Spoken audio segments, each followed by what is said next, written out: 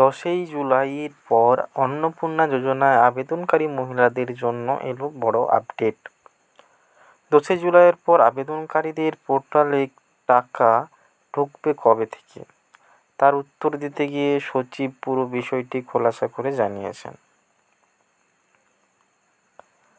রাজ্যে প্রথম বিজেপি সরকারের 100 দিন পূরণ হয়েছে 17ই আগস্ট সোমবার।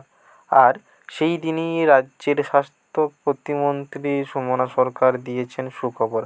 আগস্টে 1,45,00,000 মহিলা অন্নপূর্ণা যোজনার টাকা পাচ্ছেন। তবে অনেকেই রয়েছেন যারা 10ই জুলাইয়ের পর এই প্রকল্পে আবেদন করেছেন।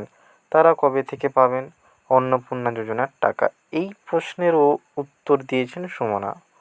সোমবার নবান্নে সাংবাদিক বৈঠক করেন নারী ও শিশু উন্নয়ন ও সমাজ কল্যাণ দপ্তরের সচিব মৌমিতা গোদার বসু। সেই সময় সাংবাদিকেরা তাকে প্রশ্ন করেন, 10ই জুলাইয়ের পর আবেদনকারীদের পোর্টালে টাকা ঢুকবে কবে থেকে। তার উত্তরে দিতে গিয়ে সচিব বলেন, আমাদের লক্ষ্যই হলো এই প্রকল্পে বেশি সংখ্যক মহিলাদের অন্তর্ভুক্তি।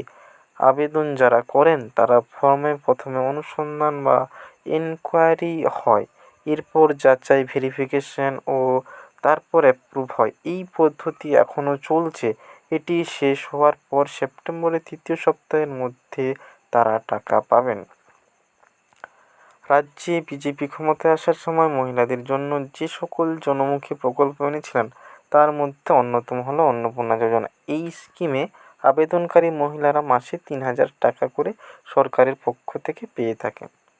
ইতিমধ্যে অন্নপূর্ণা 3 পাতার ফর্ম পূরণ করে ফেলেছেন আবেদনকারীরা। গত 10ই জুলাই পর্যন্ত যত আবেদন জমা পড়েছে তার মধ্যে 1,45,00,000 মহিলা অন্নপূর্ণা যোজনার টাকা পাচ্ছেন। তবে অনেকেই রয়েছেন যারা 10ই জুলাইয়ের পর আবেদন করে